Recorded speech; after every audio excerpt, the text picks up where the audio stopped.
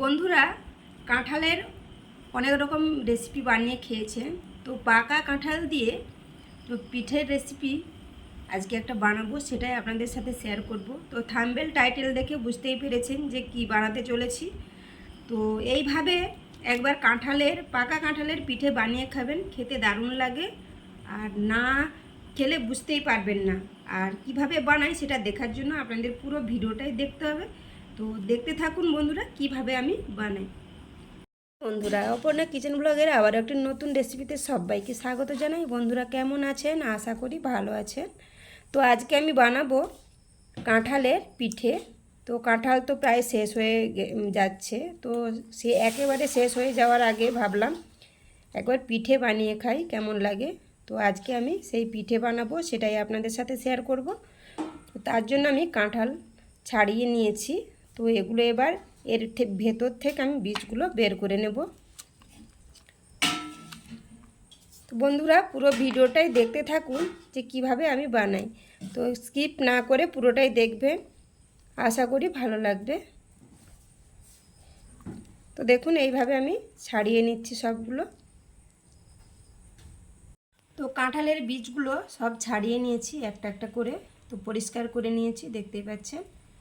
তো এই কাঁঠালের পিঠেতে কি কি উপকরণ নিয়েছি সেটাও একটু আপনাদের দেখিয়ে দিই। তো দেখুন, এখানে ময়দা নিয়েছি 1 বাটি, লবণ নিয়েছি, আর চিনি আমি মিক্সিতে গুঁড়ি করে নিয়েছি, আর এখানে এলাচ নিয়েছি 3-4টে, আর কালো জিরে নিয়েছি। একটুখানি দুধ নিয়েছি, তবে দুধটা যদি লাগে প্রয়োজন অনুযায়ী দেব, না হলে দেব না। এবার আমি কাঁঠালগুলো বেটে নেব।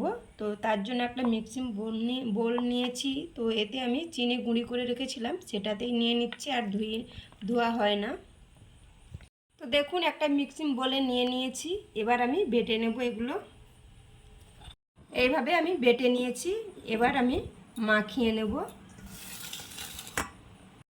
তো এর মধ্যে আমি দিয়ে দেব এলাচ, কালো জিরে,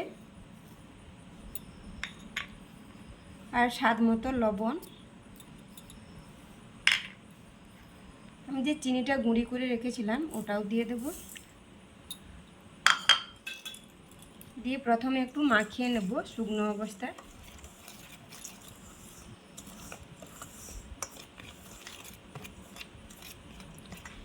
এবার আমি এর মধ্যে কাঁঠাল যে বেটে রেখেছিলাম ওটা দিয়ে দেব।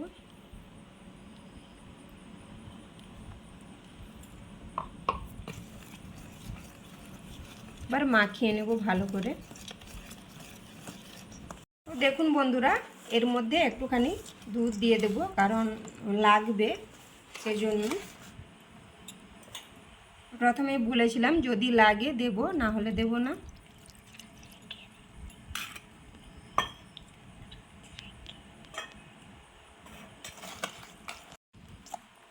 এবার আমি ভালো করে মাখিয়ে নেব।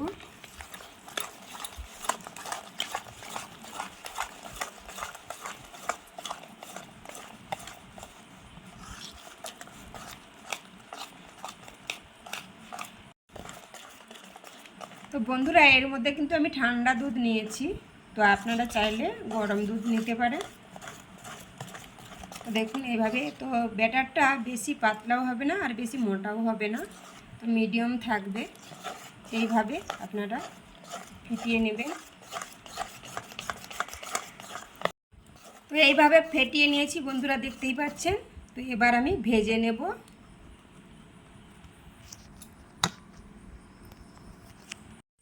তো এখানে আমি গ্যাসের মধ্যে কড়াই বসিয়ে দিয়েছি। তো এর মধ্যে আমি সাদা তেল দিয়ে দেব।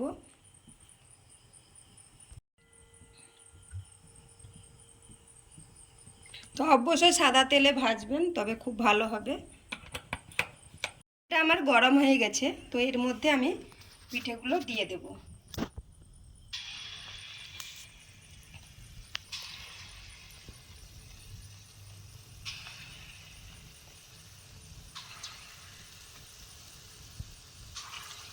তো আপনারা চাইলে তো মালপোয়াও বানাতে পারেন, তো তাতেও খুব ভালো লাগে খেতে।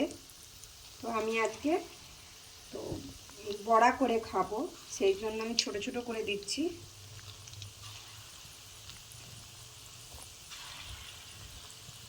বন্ধুরা কত সুন্দর ফুলে উঠেছে। এবার আমি উল্টে নেব।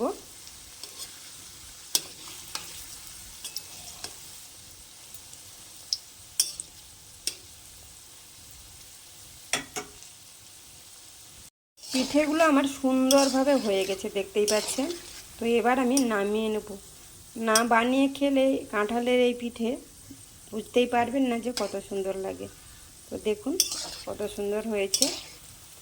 এবার আমি নামিয়ে নিয়ে আর যেগুলো আছে একইভাবে আমি ভেজে নেব। দেখুন বন্ধুরা পিঠেগুলো আমার সব হয়ে গেছে। তো কত সুন্দর নরম হয়েছে দেখতেই পাচ্ছেন। তো দেখুন আমি একটা কেটে দেখাচ্ছি আপনাদের। তো দেখুন কত সুন্দর হয়েছে, আর খেতেও তেমনি দারুণ। একবার বানিয়ে খেয়ে দেখবে, তারপরে বুঝতে পারবেন যে কাঁঠালের পিঠে হয় এরকম। তো বন্ধুরা রেসিপিটি আর বড় করব না। তো রেসিপিটি, এই পিঠার রেসিপিটি কেমন লাগলো অবশ্যই লাইক কমেন্ট করে জানাবেন। ভালো লাগলে শেয়ার করবেন। আর চ্যানেলটিতে যদি নতুন কোনো বন্ধু হয়ে থাকেন চ্যানেলটি সাবস্ক্রাইব করে আমার পাশে থাকবেন, অল নোটি অন করে রাখবেন, যাতে ভিডিও ছাড়ার সাথে সাথে আপনারা দেখতে পান। তো চলুন দেখা আছে নেক্সট কোনো ভিডিওতে। ভালো থাকবেন, সুস্থ থাকবেন, নিজেদের খেয়াল রাখবেন। অনেক ভালোবাসা রইল সবার জন্য। সবাইকে টাটা।